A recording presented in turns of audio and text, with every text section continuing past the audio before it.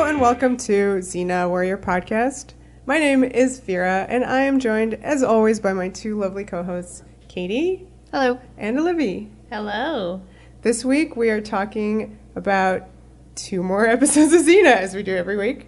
We are talking about 113, Athens City Academy of Performing Bards, and 114, A Fistful of Dinars. These must be the most mouthfully episode titles we've yet encountered. Yeah, they're really hard to say. I'm pretty sure Athens City Academy of the Performing Bards is the longest title in Xena. And I find it strangely the most fulfilling, so I love that title, yeah. Would you go to the Athens City Academy of the Performing Bards? Only if I could stay in the Hall of Zeus. Yeah, but in the, what was it, the maid's quarters? Yeah. Was that cupboard that they kept filming in, it had bunk beds? Was that her quarters? Yeah, that was her quarters. Oh, I Gabrielle. thought that was the beds? dorm room for the boys. No, they left at one point. Oh, Yeah. that's right. Anyway. I like to think those boys were so sweet and accommodating that they just gave her their whole dormitory and all of them curled up to sleep in a closet. Aw, that would in be... her closet, Well, yes. They were noticeably very nice gentlemen. All of them. I wish all boys in art school were as kind and considerate and not competitive as those boys. It was such a dream come true. Yeah, so you would say this episode is the most unbelievable. It was painting the world as we wish it would be rather than what it was. And I was really happy for Gabrielle. I feel Gabrielle, deserved an environment like that was really nurturing. Wow, so we eagerly jumped into this one. Would we all agree that we enjoyed it? Yes. Yes. Which is, I think, contrary to what the internet feels about this episode, judging by older reviews or judgments from when it had aired. Well, maybe it's because, technically speaking, this episode is a clip show. Right. Everybody hates clip shows. Yeah. This is Xena's first clip show, one of several more. Yeah, I think they do one every year. Well, maybe not last year, but Yeah. certainly. There's a few more. They do. There's one in the last year. Okay, then it's a typical television practice. Yeah. Yeah, I think it's an early strategy. A lot of shows would do these. We wouldn't be able to watch episodes over and over again like we can now. So you'd, have one encore at some point and then maybe summer reruns.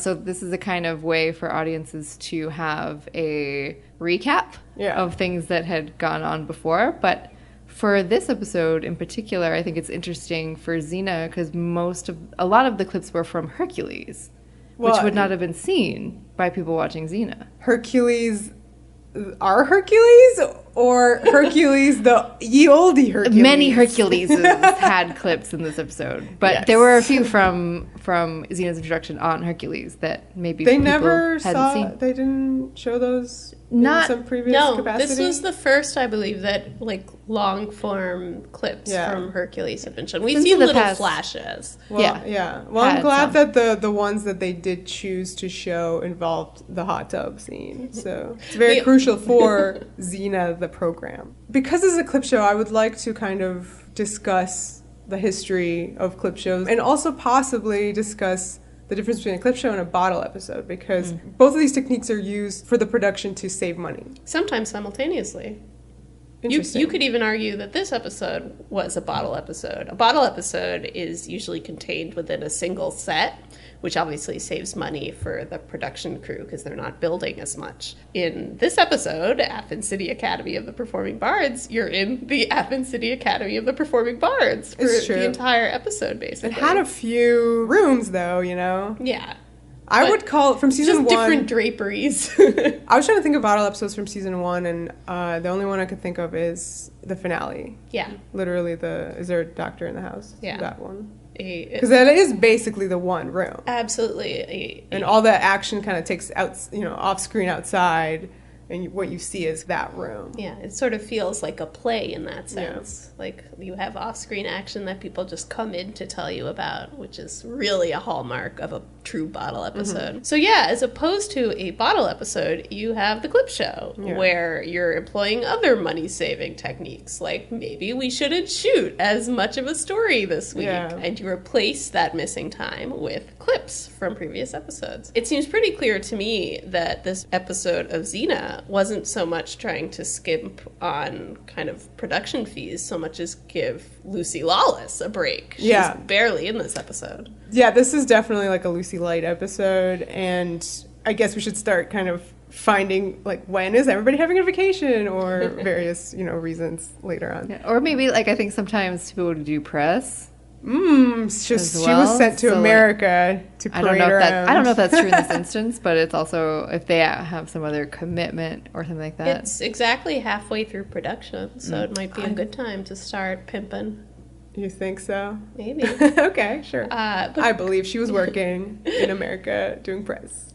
But going back to what you were saying about kind of the history of the clip show, my sense is that the clip show really began with sitcoms, and it's sort of leaped over into more long-form, 1 hour drama. The clip shows that I remember from growing up were on, like, Seinfeld and Home Improvement. And yes, I watched Home Improvement. So did I. And The Simpsons, which had a very famous clip show, a few very famous clip shows. Obviously, as soon as this became a trope, lots of shows were trying to, like, subvert it in various ways, either by featuring clips that weren't actually clips from early episodes of the show. I believe Community did one like that, and The Simpsons has done all sorts of different takes on that kind of idea. Now, would Xena have done this before The Simpsons? Yes, I think so. All right. Yeah. Yeah. Another one. I couldn't find any reference to a clip show that had clips not from the show, but from other sources. I think Xena is a pioneer in that regard. It uses clips from the 1960s film called Hercules, not to confuse you or anything. Yeah, that's what we refer to. Yeah, starring an actor / bodybuilder named Steve Reeves. You see him in that dark goatee and, like, a little, like, loincloth in those sections of this episode. I think that's a really clever device of kind of showing you, like, bad storytelling. It's a little bit of a judgment on Steve Reeves. I haven't seen his movies, so I can't comment, but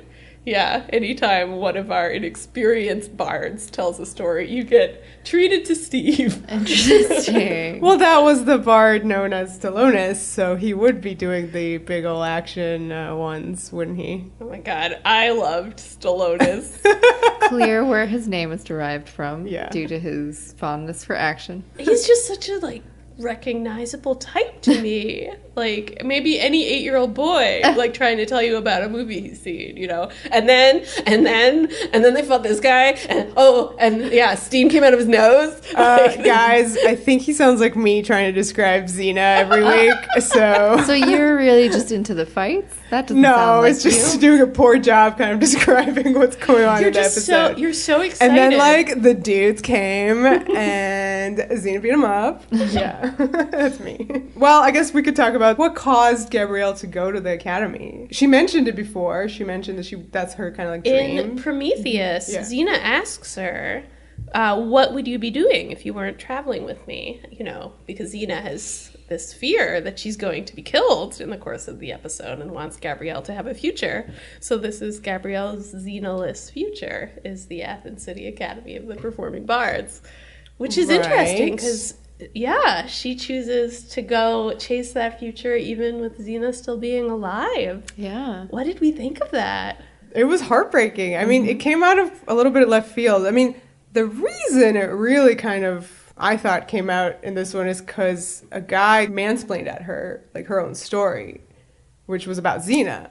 In the beginning, she's telling, the first clip is her experiencing an action scene with Xena, and somebody from the audience, like, actually, It was day. Right. Yes. A little bit of like YouTube comments, that kind of feel. And she was getting corrected. One thing I wanted to say quickly, if we're kind of talking about that opening scene, is one thing that I've always felt when watching a clip show is that I really hate those clip shows that kind of come under, in disguise. Like they pretend to be real episodes of the show for with like 15 minutes. Like a preview. Like next week you're tuning in not knowing that it's a clip show. It's like a real show. But then, no, it's not. Yeah. But it'll it'll pretend for 10 minutes being like, oh, hi, here's a setup for an episode. All the characters are there. There's a problem. We're going to solve it. And then suddenly they remember something and they look into the middle distance and the music goes do-do-do-do-do-do, and you realize you're in a clip show and you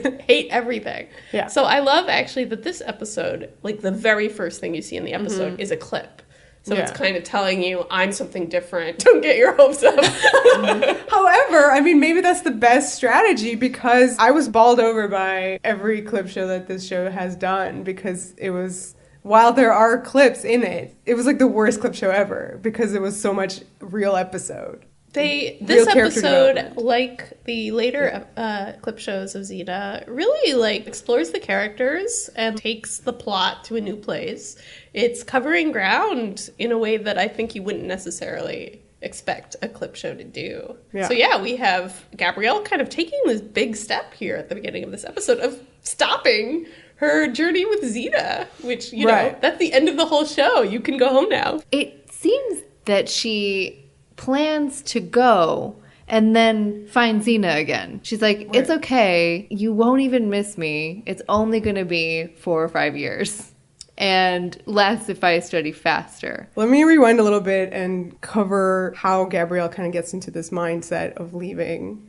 Because after that guy YouTube comments at her, we are introduced to Homer and his awful dad. He's going by the name Orion, though, at this point. Or Excuse maybe me. just Hey You over It's there. Hey You, because, I mean, this is Dino Gorman. This is our first introduction to him on this show. Right. You might recognize him from Hercules, where he's already appeared. He appeared in one of the Xena episodes from Hercules. He's also Keely and or Feely from The Hobbit. So whichever one of the hot dwarves. That's his claim to fame. And also young Aeolus from Young Hercules. Yeah, of course. Ryan Gosling's Young Hercules. But Homer's dad is the worst, and he really condescends at Gabrielle and says, I'm sure your story is cute, but the Academy only takes talented individuals. And besides, being a bard isn't for young ladies. Stories of housework are just not popular. Ugh. Kill him. I got a little bit of trying to get into NYU vibes. Vera and I were both in NYU film, and this whole attitude of sort of, women's stories somehow being of second tier is very familiar.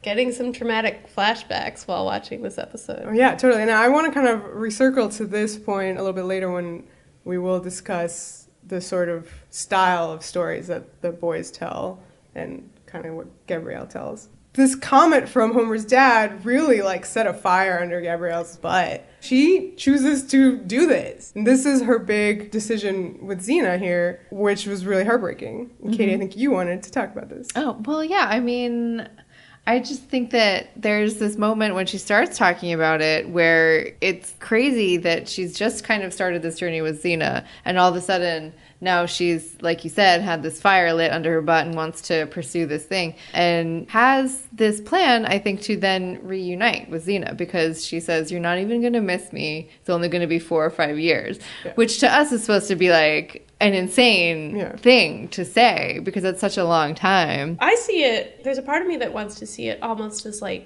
test for Xena. Gabrielle keeps saying, you won't even notice I'm gone. As if she is really asking, will you notice? Won't you notice? I hope you notice. I don't know. It was really kind of obvious how different Xena was in terms of how she feels about Gabrielle. And this one, usually it's they're doing their adventure per episode, and Xena's like, okay, I'm doing this. Gabrielle, like, you stay here in this tavern. Don't get in trouble, blah, blah, blah. Like, we've seen that for 12 episodes now. And this one, she comes bounding up. She's like, hey, I heard there's a Cyclops in this town. We gotta go stop him. She says, I know I don't have to ask if you're interested. Yeah, exactly. Gabrielle's famous for being so interested in Cyclops. Well, just in general, like, doing anything that Xena does, and then Xena kind of always has to, keep her safe, keep her in a tavern or something. And suddenly Gabrielle's like, actually, Xena, I'm going to go off for 4 or 5 years. And she is legit upset. Yeah. Like, her face drops. And do you remember what she said? The story? Well, before that. Oh. I think it's before it. But, Gabrielle's like, you'll never notice I'm gone. Xena says, even if there was an entire army around me, I would still notice you were missing. Yeah. That is insane. Oh my god. My face right now. It's getting bit. This scene is really a lot for this clip show. Is this before the credits even roll? I don't remember. Dang. Maybe. Okay. But it's a lot. Okay, well, that whole dialogue is followed by the story that it's after the credits. Oh, okay, fine. The credits come on when she's like, how far away is Athens? Oh, right. Okay. Yeah, 'cause she makes up her mind. But so after Xena says this, like, incredible thing about the army, she follows it up with that story. Apparently it's the only story that anyone ever told Xena when she was a child, which is so not the picture of Xena's childhood that the other episodes have painted. Interesting. But maybe this is just the only one she remembers. She doesn't specify who told it to her. It was the Black Wolf. Her friend. Flora sister. the Black Wolf. Her BFF, yeah. The story is about 2 orphans who want to go and find their family. And then on their journey to find each family, they discover that they're each other's family, basically. Yeah. I mean, the full quote is, the only family he had ever known, ever needed, was standing right beside him. Interesting that the orphans are maybe both male, was my sense. Ooh. Yeah, it's about boys, this story. Commentary. But Gabrielle, jumps in and finishes the story for her. She doesn't even let her have that moment, by the way. But it was wonderful. And the faces. Anybody want to comment on those faces? Especially Renee. Heartbreaking, melting, burning. Yeah. Xena is so moved. And I think when Gabrielle sees just how upset Xena is and how much this means to her, and telling her the story about the orphans who are each other's family, it gets through to Gabrielle too. But she still leaves her. Yeah. And I think Xena's trying, you can tell that she's very emotional, but is trying to be a little, not blasé, but put up a front. Put up a front and be support, and being really supportive and encouraging of Gabrielle having these dreams. Yeah, not for a sec does she tell Gabrielle not to go, or that, that it's a stupid idea. Like, she's just absolutely the best support and friend Gabrielle could ever ask for. It's really sweet. She doesn't want Gabrielle to go at all, but she still says, like, this is your dream and you should follow it and you'll be great at it. And thanks for being my family. Oh, God. Oh, my gosh. And then they do have to add, you're like a sister to me. Oh, right, yeah. It's okay. Yeah, sisters are kids. Okay, then Gabrielle cons her way into the academy. Yes. Did we like this? I thought. Well, how else was she going to get in? She wasn't registered. Yeah, I mean, I thought she did a really good job. It's funny because, the episode sort of sets up this idea that she's sort of going to be discriminated against because she's a woman. But that doesn't seem to be the issue at all. It's just that she didn't know about it and didn't submit the appropriate paperwork. Like, everybody's like, you totally belong here, but wait, like, where's your registration form? You don't have it? Uh-oh. Well, that's, academics for you. Yeah. It's mostly trying to get in. Yeah, so. The gatekeepers and the bureaucracy. But Gabrielle has a great way around that, which is she just bops the bureaucrat on the head and sneaks in her scroll. That lady was great. I liked the lady who kind of did all the scroll paperwork. Later on, she's very moved by Gabrielle's gayest story. So, So we should, consider this lady in a new light. Yeah, is that what you're saying? I'm absolutely saying that. I guess now we can talk about the boys from Yeah, let's talk about these different personalities. We obviously have Orion, who's Dina Gorman's sweet but underconfident character who has like a stage dad bullying him all the time. And very 90s hair. And very 90s But hair. not 90s in a bad way. Like, that was all right. No, it was good. Yeah. I liked it. We've had some bad 90s Floppy hair. in a good way. He has really like thick hair. Yeah, it's thick and curly. It's fine. We also have Euripides, who's this sort of prissy, snub-nosed gentleman. He looked exactly like my 8th grade boyfriend. Oh, boy. Literally the hair and everything, like wet gel. Oh, Did your bad, 8th very grade bad. boyfriend talk like that? No, but we did meet in art camp. Or summer art class. So there. Just like this. I hope it was just like this. Yes, absolutely. Yeah, I loved him. He's he might hysterical. have been my favorite. Yeah. Oh, really? Of course, because he talks crazy. Yeah, like his you. like ridiculous elevated way of talking. Yeah. And I especially love that part where he, goes up to Gabrielle after one of her performances and gives her this like, long-winded compliment that is completely nonsensical. And she's like, "What?" And he's like, "I liked it a lot." I thought that was great. Yeah. I bet you, as soon as you meet that character, you're kind of waiting for him to do that. And it was very satisfying. Then, of course, we have Stallones, who we already mentioned, does amazing action barding. Action barding. Yeah. And then he's the Michael Bay. Oh, yes. Michael Bay of Bards. Yes, Michael Bay of barding. And then Twickenham. Is that his name? Yes. Twickenham. Which is the script supervisor or script coordinator's hometown. Oh. And was told that they would write that into a script at some point, according to Whoosh. Okay. Yeah. So that's why it really sticks out kind of as a name that is not at all Greek and very like some kind of Britishy suburb. Yeah. I'm sure it's from New Zealand. I was trying to figure out what the stuttering had to do with that, like, Britishy name. And it was like... It's a hard name to say if you have a stutter.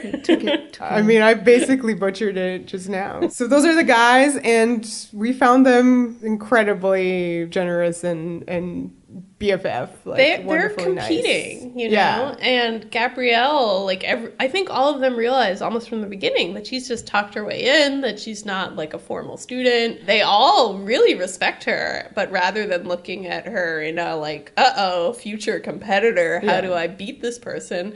They just clearly love her. Talking boyfriends of the week. These are all boyfriends of the week, and I don't mind because they're all just so sweet. Do you think that they were impressed with her from the get-go on the first day of Bard school when she goes up and starts to complain about the sort of demonstration that the teacher did? Yeah, when she, I guess, mansplains how to do barding to this professor. Like, what did we think about that? Well, this is the real framing device for the clip show and is probably the most awkward element, I think, of the clip showing, because you can kind of see whenever, at this point, when they start introducing the clips, they have to get to the clip in a very interesting way. And this is the first time, I think, that you see her do this very elaborate story to get to the specific clip that they wanted. More proof that Death in Chains is not a great episode. Because, Gabrielle had such trouble, connecting it to anything that ever happened to her. She was like, it's kind of a tangent, but, we all have to accept death as a part of life. Let me tell you why. That whole gambit where the professor, fake gets killed to impress his students reminded me of, the thing the dad keeps doing in Arrested Development. Oh! With, the strippers dressed as cops who just come and arrest him every couple of weeks. But did we agree with her note about storytelling technique to manipulation the professor? Versus... Well, he set up this whole thing where this guy attacked him and, presumably killed him on stage in front of everybody. And everyone freaks out and he goes, okay, that was staged. Now, write the story about this. And she's like, that's terrible. What's the moral here? The story should be now. She says that a lot this episode. Yeah. What's the moral? That's clearly her favorite note to give people. She wants morals from her stories, which is something interesting to think about moving forward with the character. But does that mean every episode of Xena itself, has a moral? Yeah. Mm-hmm. Oh, for sure. She also likes happy endings. The note she gave Stallone is my favorite. Sap up the wrap up. Yeah. which is legit. And this show definitely does that. Oh, that's so good. I'm going to say that from now on to be able to sap up the wrap-up. It's true, yeah. Add more tears. But yeah, I thought that was interesting how she, says that the real story is what comes after the death, not the death itself. I thought, in light of things way down the line, that's a really interesting way to think about storytelling. That storytelling isn't about, the ways in which people die, but how we cope with death and what we do after death. How dare you? Well, unfortunately, that's not a show. The show we're watching is the one that the professor set up, which is how do we get to that ending? That's interesting, isn't it? We're watching the professor's show, not the show Gabrielle says is more important. Well, I mean, I certainly like the professor's show, quote unquote. So shut up. I guess we can talk about the stories that the boys tell, and then Gabrielle gives notes. Well, they're all telling stories about Xena. Well, this is the thing that was so interesting. So they gather, in the bunk bed room, and everyone says their story about Xena, right? And obviously we know Gabrielle would know the most about Xena. She traveled with her. All their stories are hearsay. But I thought it was just really curious what stories they chose to say. So we have Euripides telling first the old Xena using her wiles episode from Hercules. That's the hot tub one? Yeah, Euripides seems to gravitate towards hot tubs. He's a smart man. And then Stalonis tells the story of her fighting, right? So he does the action. And then she fights! And then she fights some more! And two swords! And also it's interesting that they both, they were all Hercules. All the clips that the boys used were from the show Hercules. I would say Euripides and Stalonis are definitely target demographic for Hercules. Hey everyone, is this meta? Is it if you're looking at the show Xena Warrior Princess and maybe think that it's about fighting and women in a sexy outfit and that's it? Do you think it's meta? I do. Because then Gabs comes in and says that's only half the story. Yeah. And what's her half? Her half is about a baby. It's about Xena saving the baby. Oh. And then gauntlet. Reforming. Yeah, exactly, through the gauntlet. So even dealing with the Hercules episodes, and this is her not actually being with Xena at the time, but even picking out the bits of the Hercules episodes that she wants to talk about, it's the big character arc. Specifically. Yeah, it's about Xena's interiority, moments that challenged who Xena was. Yeah, so I thought that was really interesting. And going back to the film industry and kind of the idea that men do the action movies and what are women good for, they do the indie dramas. Stories about housework. Yeah, of course, the gritty housework indie. And then furthering in the meta, the show wrestling with its identity. In a future episode, I think it's in season 4, the one that deals with Gabrielle's play. Yes, it season sort of 4. Also kind of deals with action versus character stuff. And what is this show and what does the show do well? What does its audience want to see? And what does Gabrielle, who's kind of directing this play, want to ultimately show?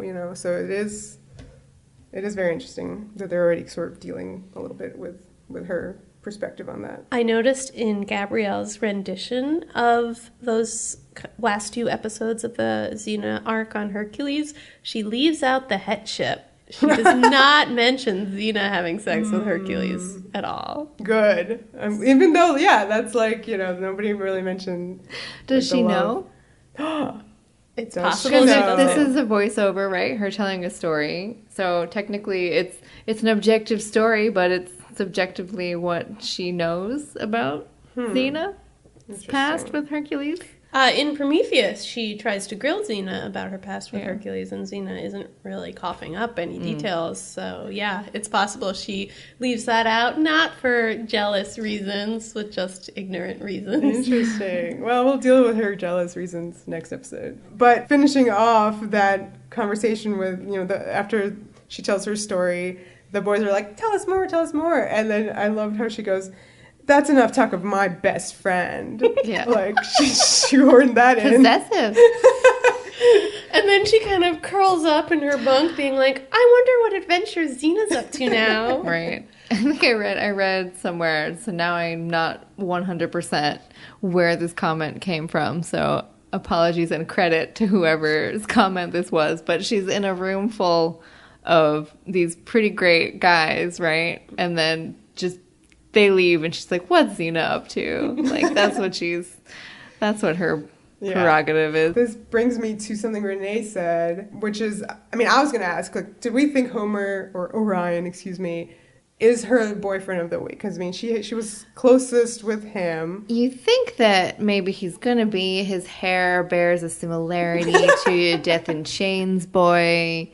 You know, he has all the markings of boyfriend of the week, but they turn out to just be supportive bard buds. Yeah, and so her quote is, by this point in the series, I already had a couple of love interests, and then this particular role, Orion, came up. So there was a choice on how to play it, whether it should be another quest for an experience in life romantically that Gabrielle would have, or someone who would just be a friend. I thought it would be a great way to show that men and women could have relationships, be friendly, and compete with each other on an equal basis, so that created another aspect to Gabrielle. A+. Yeah, I think that's a really good choice. Yeah. And, you know, it means that when she's helping him, you know, with being a better storyteller and trying to boost his confidence and improve his relationship with his dad, there's no other agenda behind this. She's really just trying to help someone. It's not about, like, making you the sort of man I could love. Like, it's very much just, like, you're someone who wants to be able to do the same thing I can do. I'm going to teach you and give you advice. And I love how, like, just unapologetic she is at, like, throwing notes at all of the boys. Yeah, I wanted to ask. She's pretty harsh. How did we feel about her attitude there? I mean, as a practitioner of the hard, rigorous critique, I think that's the only way people get better. I'm with Gabs. Go for it. Claws out. Just do it. I forget where I learned this, but the best one is you can do better. Like, that's the best one. No, see, that's bad. I mean, for a constructive critique, you want specific advice. Well, no, you can't just, like, you have to say the bad thing and then be like, it could be better than this. Gabrielle's really good because she always offers really specific fixes. But then she goes, I would do it like this, and then does her clip show. So she's a really bad, like, director, because that is not how you direct actors. We know from her directing the play episode. So there you go. It's legit. This is another way in which I think this episode's depiction of artists is really special, in that you have, in some cases, very insecure artists all together in a room, and Gabrielle is a harsh critic. And they love her and respect her. They don't feel threatened by this at all. Yeah, and I loved that aspect of the episode. I mean, they made, a good choice being like, she's the strongest bard in the room. And like, LOL, these guys are famous. She's there with Homer and Euripides. Yeah, exactly. I mean, I guess this is where all the boys decide to kind of forfeit the competition unless she gets to compete, because she gets caught being, like conning her way into this school. Right, she should get kicked out because she technically conned her way in. Right, so Homer's like the worst dad, totally catches her and is like, she should be disqualified. And all the boys are like, we won't compete unless she competes. It's clear that his dad's motives are he has, quite accurately pegged her as being Homer's biggest competition. Yeah. And unlike Homer, who's totally fine with having someone who's a better bard than him around, the dad's like, how do I get rid of this person? Gotta knock off the competition. She impresses the guest judge and is allowed to compete. So her story for the big final, like, barding, she tells Cradle of Hope, which includes babies, action, and a sappy ending. So these are the three things that she has demonstrated she likes best. I thought what she thinks is the strongest for a story. I thought it was hilarious that her entire story basically is Xena threw a baby up in the air, then she caught it. The end. But Homer's final story follows these same rules, because first he told, like, in the first part of the competition, he was shown, we didn't really hear the whole story, but it ended with, and Atlas had to hold the whole, earth on his shoulders. So, like, whatever, that was fine. But after Gabrielle's note, his final story in the competition was Spartacus. And by Spartacus, we don't mean the Rob Tapert series that starred Lucy Lawless. Spartacus. Katie's favorite show. Oh, my God. What we mean is the Stanley Kubrick movie starring Kirk Douglas. Which was like an insane get for a clip show, I have to say. I know. Like, we were like, what? It's not what you expect to see in a clip show. We had been seeing the fun B-movie stuff, and then all of a sudden it's like this classic film. You just like don't expect that as part of your clip silliness. I thought it was an amazing visualization of kind of, storytelling genius to have like poor Stallone is doing these B-movie spaghetti sword and sandals Steve Reeves Hercules films. And then when Homer, this epic poet, finally kind of gets his groove, he tells a Stanley Kubrick film. Like, Kubrick auteur filmmaking becomes, like, the stand-in for, like, really good at barding. This clip show and Cradle of Hope is amazingly clever. Yeah. And I can see how it might have been pegged as being corny or, a throwaway episode. But when you really dig into the use of these clips, it's pretty smart that way. And, even early on when they first start using the guys during the story and they have Twickenham with his, like, stutter, and they actually have the clip, like, skip back and forth. It's visualizing this story, but it can't go forward because it's actually visualizing his inability to speak. It's great. Yeah, it's almost experimental in the way it's using, like, these found footage to, like, represent different things. Right. Clever Xena. Oh, so good. So, Gabrielle, wait, are we at the part where she does her big tail? You know what? I messed up. Yeah, I was looking at my notes just now, and I said that was her finale. You know what? And it wasn't. Her finale was how she met When Xena. we were watching this, we actually thought that her big finale story, and I had wrote down, like, her big finale story is about throwing this baby. So there's something in the episode that makes you think that is her big grand thing, but it's not. There's another part where she then goes on to do the tale of two friends. That's right. Yeah. Which sounds a lot like the tale of two orphans that Xena tells her at the beginning. Exactly. It's a frame. Yes. It's a callback. Anybody want to tell the tale of the two friends?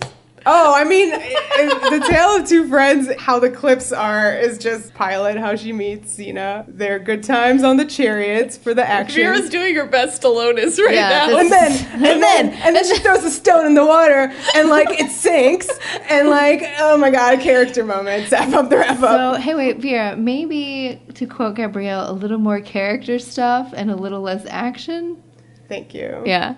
I think that's the best note for any storyteller. Yes. And any writer in any show or movie. I think a very common storytelling problem is that when you're, like, new to it, you substitute action for character. You're like, I don't know what's going on inside these people's hearts, so I'm just going to have them, like, cross a rope bridge. Are you trying to get to the next episode? Maybe. Well, I mean, let's just quickly wrap up. Gabrielle does not stay at the Bard School for 4 or 5 years. She wins first prize, though, so she had that option. Yeah.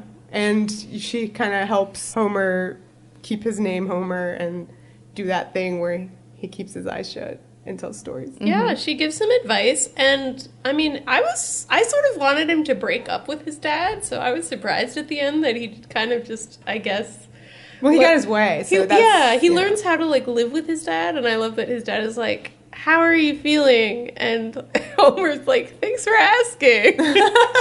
Which is both a nice thing and also like, oh dear. Like, I mean, it's rough having a stage dad. So. One other little side note that I wanted to quickly bring up regarding Homer's story of Spartacus is it ends with Spartacus crucified. Huh. But it had a baby, so sap up the wrap up. Okay. The clips. It's interesting that Vera's conception of Gabrielle wanting happy stories and being sappy is just to be really depressing still. No, it has to have, like, a character meant. moment. So it started with, like, his clip started with the two guys, and then they did the action, right? And then it ended with him being crucified, but the lady showed him his baby. We should also very quickly point out that within that Spartacus clip, we have the very famous scene of I Am Spartacus, where all the slaves stand up and claim to be Spartacus as a way of making sure Spartacus can't be caught, which the show itself has already directly referenced with the Black Wolf episode from last week, where everybody was claiming to be the Black Wolf. We sort of said, when talking about that episode, that Xena, like, wears its references on its sleeve a bit. And this episode is, like, you know, first in line for, like, an episode that's like, here are the things that inspired me. Yeah. Exhibit number 1, Spartacus. Mm-hmm. Yeah. Well, I liked it. Did you guys like it? Yeah. One of many great clip shows to come. Does it make us sad that Gabrielle's sort of given up her life as this, like, famous bard alongside Homer and Euripides to travel with Xena? No. Is this a sacrifice? Do you think the Xena scrolls are more famous than the Iliad? They are to us. They become pretty famous. Yeah, within within the universe of this show, they are a real thing. I was trying to think about some of the continuity, but I don't want to be super spoilery about it. Oh no. Yeah. Okay. But she's on the Xena scroll. She's unnamed. So right, originally. Oh no. She's a forgotten bard. Men win once again. Yeah, she has been kind of consigned to which may or may not remain shadows. Yeah, that way. Given later, we'll see. We'll talk about it. We'll talk about what the show does with these. This episode, just before we move on, has my favorite metaphor for actually just watching TV in it generally, which I think is applicable to anything, because TV is this very ongoing process of you fall in love with something perhaps and you watch it for years and then it may or may not end up not doing what you want it to do, etc. Gabrielle says something towards the end that you need to stop focusing on the destination. It's the journey that's the fun part. And I think that is absolutely what it means to watch TV and to love a story that's being told. And of course, if you're just not having fun anymore, then maybe ditch it. But like, it's that whole thing where when you get to the end and people get disappointed, it shouldn't always like take over. Yeah, the whole thing. It's but the whole journey that you're on. Yeah, and every episode should be filled with character stuff. So hell yeah. Hence, that's what makes it Zap good. up the wrap up. Mm-hmm. I love you guys. Let's move on to the next episode. Where's the babies? Okay. Now it's time for 114, a fistful of dinars. And we forgot to mention, but both of these episodes were written by Stephen Sears and R.J. Stewart. Yes, indeed. 2 of the Xenoverse's best writers. Yeah. Totally. Clearly people concerned with character. But I don't mean that to sound sarcastic. They are. Yeah. I think we can agree that the Athens Academy episode is some great work from them. How do we feel about Fistful of Dinars? I straight up do not like it. Yeah, it's not my fave. It's interesting because the internet seems to really respect it. Yeah. It has a pretty high rating on IMDb and elsewhere. People seem to think it's got a lot of action and is, like, really cool as an episode. So they're all Stallonuses. Yeah, I think the Stallonuses in the audience were really feeling this episode's combination of breakneck speed, really complicated plot, and action. And I think they probably enjoyed the 2 characters that were introduced in this one. I'm just going to say it. Dude characters that I did not care for. Thersiades and Petracles. Mm-hmm. Yeah. I was sort of expecting at some point for the episode to turn around and be like, okay, we've set up Thersiades as this assassin who's clearly a bad guy, and Petracles who's, more ambiguous. He might be a bad guy, but he also might have good intentions, so you're not sure. I was kind of hoping the episode would have a moral, Gabrielle's favorite thing, of being like, can't trust any man, they all suck. But instead, it does maybe the expected thing, where Petracles turns out to be like a nice guy, and I guess Xena feels bad for not having married him. Oh my God. I thought your whole kind of conversation about Petracles and, his duplicitous nature was only pointing at his hair. Oh my god. Okay, let's talk about this hair. There's so much going on Is here. it short underneath or is it really long? We won't know until the end of the episode. And we don't really find out. We never find out. Enduring mystery. Is his hair long or short? It's like opposite of centaur hair. It's like the actor's hair is short. Yeah, and then they add a kind of like side hair hat that involves like a headband Right. with extensions hanging off of it to make it look like he has crazy long hair. But it's just like, I don't know. I don't even know if it's possible to buzz hair so that, you have really long hair right next to really, really short hair. It just looks usually that ends up looking like a mullet, but it looks so clipped on. It was just put on like a crown. But I'm pretty sure this hairstyle comes back in other kind of guest stars. Do you guys believe this guy, Petracles, as someone Xena would be into?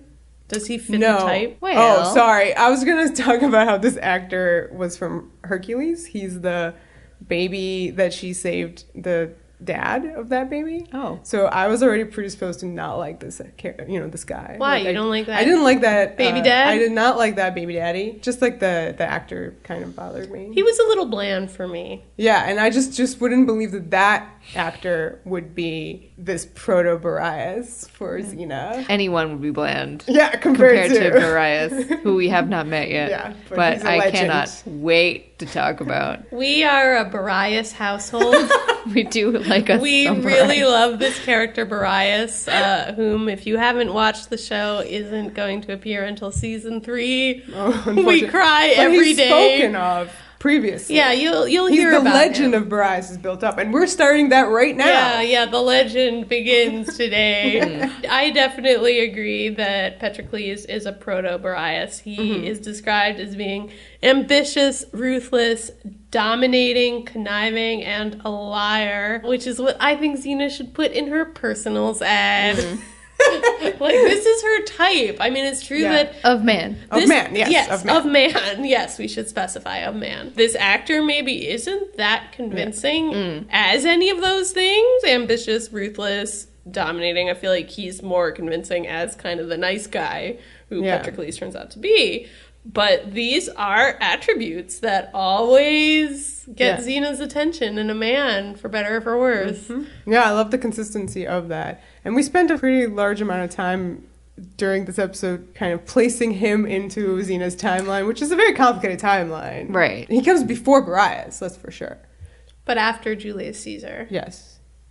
Because she knows the pinch. Yeah, he knows she knows the pinch. So we've decided he's in that tiny little window post Caesar, but before she goes to Hungary and beats Boreas. We also decided that she's kind of renowned for the pinch. Yeah. So it's possible that he just... In which case, he could just have met Xena at any point in history. I think part of the, trying to figure out where he fits in has to be about the fact that she married him or was his fiance. Was willing to marry him, for so sure. Like, that is kind of like your key to her perspective, like her timeline. When was Xena ever the marrying I think she kind? would be more willing to marry somebody when she was younger.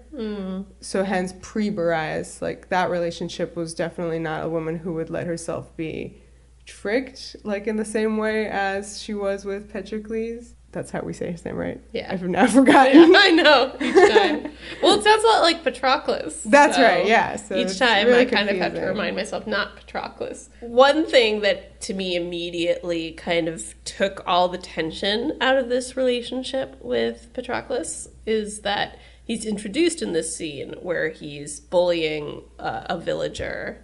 And Xena comes in and convinces him to give the villager his cattle. Yeah. And then to give the villager his horses. And I felt like it was just so clearly telegraphing the fact that this was a nice guy at heart. That this was someone who Xena had control over and who was kind of, going to do the right thing when pressed. So it's weird that this episode kind of tries to like mess with you and make you fear that he's running some kind of long con. But the very first time we see him, he's basically giving the game away by being like, yeah, if Xena tells me to do a nice thing, I'm going to do it. Do you think that was a play on their, relationship, where his whole thing is that he convinces people to do stuff? So every time they meet, like, somebody's trying to convince somebody to do something. So in this case, like, it's been a while since they saw each other, and here they are, and like, she quote unquote convinces him to do these things. That's just their thing. He claims he convinced Xena to marry him, but maybe he's got that wrong. Xena convinced him. Xena convinced herself that she was willing to marry this man. I mean, this guy is clearly wrapped around her finger. I mean, that in the end seems to really be like what their dynamic is. He will do the right thing for Xena. Again, he flirts with Gabrielle. Like, I'm not actually saying that he's like faithful to Xena. I'm not even sure he wants to be in a relationship with Xena, but you feel that he does love her in some kind of stupid romantic ideal way.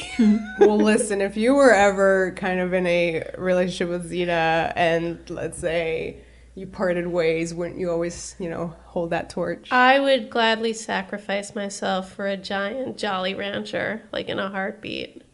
Was that what happened in the end? The ambrosia. You wouldn't sacrifice yourself for Xena? No, but I mean, to protect the giant Jolly Rancher, I would sacrifice myself because it's like the right thing. Gelatin situation. It was like a gelatin sea monster. In the disclaimer for the episode, it made an allusion to marshmallows. What? And I don't know what they actually made it out of. Ambrosia salad. Right. That's what it looks like. Ambrosia salad is made out of legit ambrosia. Yeah. Now we know. Okay, so we should talk about the actual plot of this episode. Sure. I guess. Okay. Very briefly. It's really complicated. Yeah, so complicated. There are 4 clues that you need to kind of unlock this Indiana Jones style series of traps and obstacles. Xena manages to get one of the clues from a dying guy. And then eats it. And then eats it. Great. That was great. That was the best part. Yeah, let's talk about her kind of pantomime as she eats it. Well, this is her versus... what is his name? Thersiades. Thirsty? Thirsty. Good old Thirsty. Thirsty and Petracles. So this guy is going to appear on Xena. The Thersiades actor will appear in Xena. I don't know if it's more than one episode, but definitely one later on, like season 4, I believe. The big yoga episode. That's him. I forgot that's him. Oh, that's wild. But he's also the big vampire who Faith was afraid of in her first episode of Buffy. Oh. That's him. That's him. He plays that character too. Yeah. I mean, he's good. And he has this hair of Spike in this one. So. He's really fun. I feel like he overacts like nobody's business in this one. Like his take on that character is just, I can't remember, like I think the director Josh Becker talked about how Lucy and Renee let him chew the scenery, which yeah, he does. It's fun though. I mean, especially because you have 2 different male characters, I feel like they kind of get away with it. Like, you can have one who's really kind of a cartoon because you have this more nuanced other person around. And because, like I said, there's this tension, is Thersiades and Petracles basically the same kind of a personality, or are they really different? There's one really fun shot, I thought, of Thersiades, fake sleeping with his knife. Yeah. And I thought that was, a really nice kind of demonstration of the differences between the characters. Well, that was a really interesting scene where, it involved, Xena threatening Petracles, but everyone's asleep, and he's, I think, supposed to be on watch, but he's asleep. So I'm like, what is he doing? He's asleep. Because he's so trusting. Or so you think. But then what you think is correct. So he is trusting. Let's talk about that rope bridge scene, because I feel like that was the big set piece of this episode, for me at least. Yeah. I thought that was a really... I was, sleepwalking through this episode a little bit, but when it got to that rope bridge, I woke up. It's doing tension. It's cutting back and forth to the ropes breaking. Gabrielle's on the bridge. You're worried about her falling down. Well, this is where Thersiades completely... Is that his name again? No, I'm so bad. What just keep making it. Thirsty. It just keeps... he runs after her on this really insanely wobbly, awful rope bridge. The bridge rips, they're both hanging off of it, like completely about to fall, and he just like literally climbs over her, like steps on her face. That's great. Like it was just completely nuts. Meanwhile, Xena on the other side, and we know full well she could just like fly over and save everyone in 2 seconds. Like the shot of her is just staring, like she's just like looking at it. The way that's cut together, it's kind of intimating that there's somebody else there. They're being attacked by who? It's literally never said. She says it. Oh.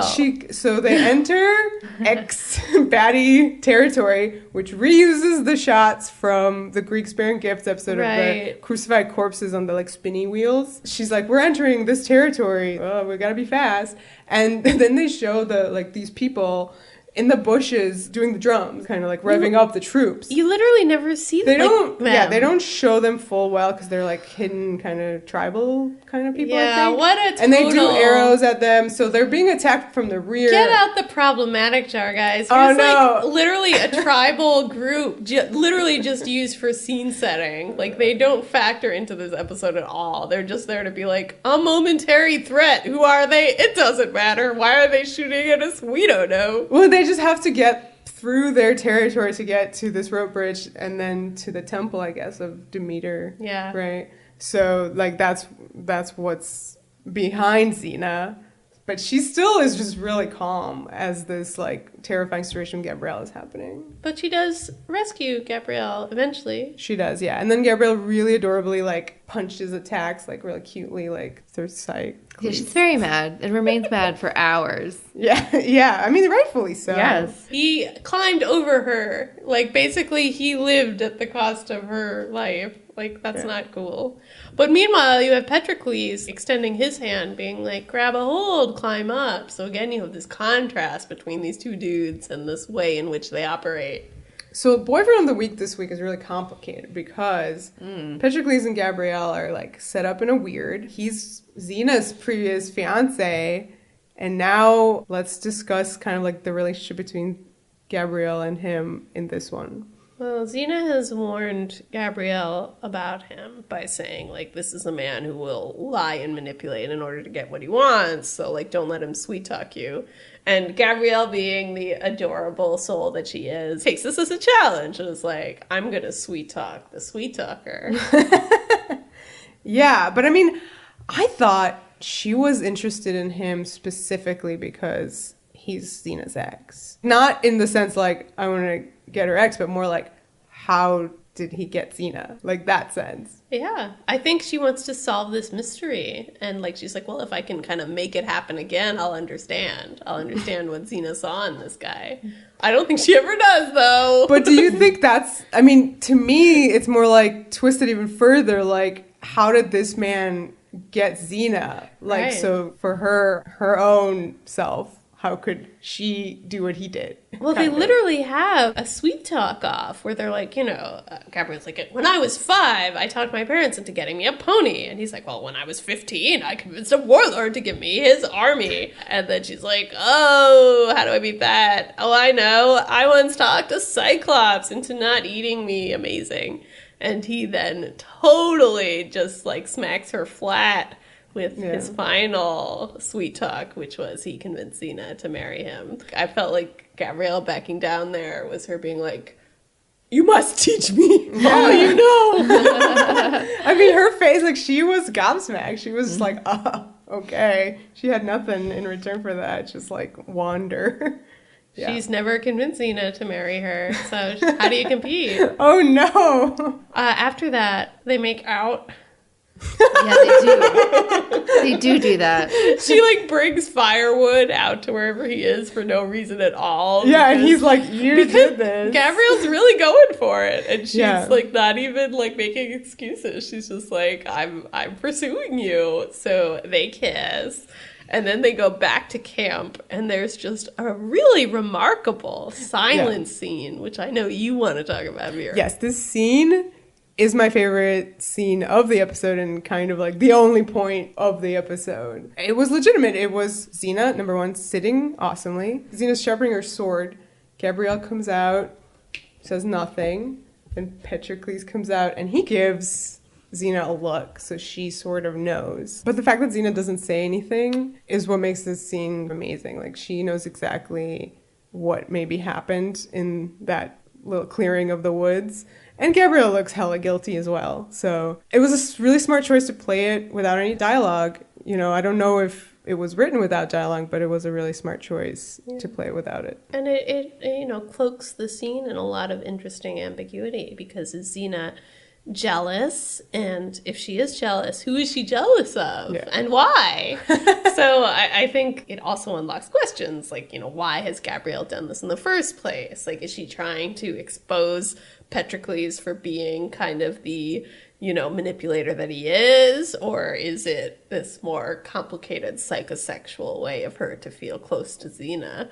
So yeah, there's a lot happening in this like 20-second silent scene. Yeah, and I love the layers of it. She would not be attracted to this guy had she not known that this was Xena's previous fiance. Because his hair is so stupid.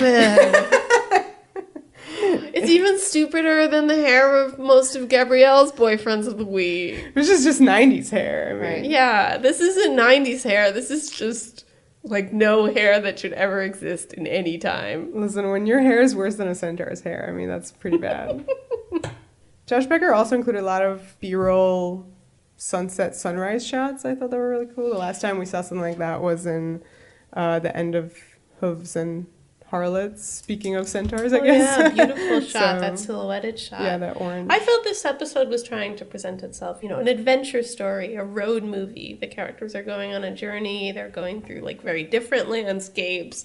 They're going to quite a few different locations, like quite a stark contrast with the Athens Academy of Performing Bards, because that was confined to this one setting, basically. Whereas here, you have them in a rainforest, you have them in this temple that they completely decimate. You have them then in their, like, Legends of the Hidden Temple Easter Island set with the 3 stone faces. And then you have them in the final, like, underground lair where they're under the volcano with the ambrosia. And none of it is really a Western. For which it is named. Odd that this is named for a Western. I think it might have to do with, like, the gold, like, searching for I think searching for treasury. Thersiades and Petracles are both types a bit from Westerns. Certainly Thersiades is. Yeah. It's just hard to kind of get a read on. I'm trying to think of the plot of A Fistful of Dollars. It's not this. It's named. It's absolutely nothing to do with this. Oh, but I did have a wild connection between Fistful of Dollars and Steve Reeves, who you may remember was Hercules in some of those clips from the previous episode. He actually was offered the lead role in Fistful of Dollars, and he turned it down because, according to him, Italians can't make Westerns. Oh, man. So, yeah, look who's laughing, Steve Reeves. And the lead turned out to be Clint Eastwood. Clint Eastwood, yeah. Nice. Made his name. He had no name. He is Arya Stark. Yeah, it's a bit odd. Obviously, you know, those Steve Reeves clips, you feel like the name of this episode is just kind of a signal to the audience of this is something that influenced us. This is something that kind of created, like, the show that is Xena. Even though this particular episode, I'm not sure how much of that influence is really apparent. Yeah. But one thing about dinars, we forgot to mention it in the previous episode. We saw how Gabrielle got some dinars. She just tells stories, and people give her money, and she keeps it. Oh, hey. Some street busking. Yeah, busking type situation. Nice. Did they previously set up ambrosia being, like, what makes you a god? Not in Xena, but possibly in Hercules. Yeah, I wonder if it was set up in Hercules kind of already. I mean, it wouldn't be many episodes, but certainly this is a factor of, you know, later episodes of Xena. Yeah, it definitely becomes a big MacGuffin of Xena. It's always being brought in. Okay, here's the question. Why is this ambrosia living in this temple? Wait a minute. What's a MacGuffin? Explain. A MacGuffin is a term that Alfred Hitchcock would use in his movies for any much desired object who the lead characters in a movie were either trying to find or were trying to protect from a bad guy who's like trying to lay hands on it. It's usually a briefcase or a box. You don't know what's in it. It kind of doesn't matter. The point is that it's a MacGuffin. It's something valuable that that kind of sets the story in motion. So in Xena, I feel the ambrosia is kind of that. It fulfills whatever role in the story that the story needs. And in this case, it's the thing that brings all the characters together. And I think it's very notable that at the end of the story, nobody gets it. Not now. Not now. But this Later episode stories. quite... You know, it's a little like Chekhov's ambrosia. Yeah. You expect if you have this ultra-powerful force that can transform people into gods, that somebody's going to end up a god, and it's going to be bad. Yeah. But that doesn't happen here. It just kind of like ties up very neatly, very conveniently. I do think that it's interesting, like I said, why on earth, like literally why on earth is there ambrosia sitting around constantly in temples?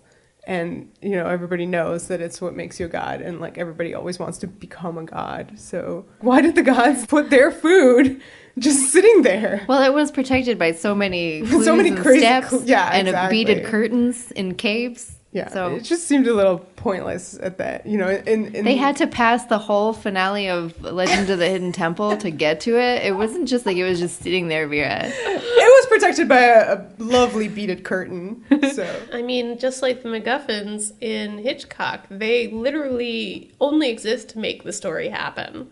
Like, there's no other reason for that thing to be in a briefcase. Like, that's what it is. It is a thing that people desire. And in later episodes of Xena, they do actually use it to either solve problems or make some more. Of course. So, yeah, it's a great story device, but it doesn't make a lot of sense. Well, I feel like in later episodes of Xena, it's very much useful. But I guess in this one, because it's so useless, it does make you question a lot of kind of its existence. And now I'm sitting around thinking, what note would Gabrielle give this episode, you know? Yeah, what's the moral here? How do you go less plot, more marry character? Your high school boyfriend, because he's probably a nice guy. Oh my God. Regardless of how he treats you at the time. Yeah. Jeez. So this is the end of Petracles, thankfully, where he is killed. I mean, previously they mentioned that Xena destroyed her, like, wedding bracelet. She said she threw it in the fire with like all the rest of her garbage. Yeah, and he said he traded his in for some weapons. Guess what? He didn't. Because he's a nice guy. Yeah. Hashtag nice guy. He is hashtag nice guy. Not all men. Yeah, and he just brings it out at the end to make her feel bad, which is totally something a quote-unquote nice guy would do. Yeah. Rub his niceness in a lady's face to make her feel like shit. Yeah, and then cared. Xena kills Thirsty with his own weapon, no less. Oh yeah, we with haven't talked about his tricks weapon. up his sleeve that he had there, like shooting knives. Yeah. The old mechanized knife up the sleeve trick. Yeah. So he gets knifed. Hoisted on his own petard. Mm-hmm. As Euripides would say. And a convenient, like, Deus Ex Machina volcano is going off at the same time as this, so they throw the ambrosia into it, right? Which was the only way that the ambrosia could somehow be, like, exposed. Like, they say that early on, so that you understand why the volcano is exploding. Oh. But yeah, how handy that a nice ambrosia-destroying thing is right next door. Yeah, exactly. Yeah. So, I mean, not my favorite episode, for sure. And I'm sorry, audience, if it is yours. Yeah, write in. Let us know if it's yours. Yeah, if you change your minds, go We'd ahead. love to hear your defense, because we suffered through this one. Yeah. I guess we're done? I think so, yeah. Okay, cool. Any last thoughts? Xena does the best clip shows on television. It's hands true, down. yeah, for sure. That is kind of the final thought. I mean, we had it when we watched the show, and we're just blown away, like I said. And every single one, almost, upcoming is just as good. Yeah. In different ways. For sure the next one is amazing. Oh, yeah. So. Yeah, so anyway, yeah, if you love A Fistful of Dinars, come let us know on Twitter and tell us why. Follow us at Xena Warrior Pod or on iTunes, so please subscribe there, and rate it'll be us. awesome. Yeah, if you rate, leave a review, really cool. Really helps. We're also on Facebook, Xena Warrior Podcast, Tumblr, xenawarriorpodcast.tumblr.com. We're doing all sorts of fun stuff and posts on all those places, so come find us. The power. The passion. The podcast.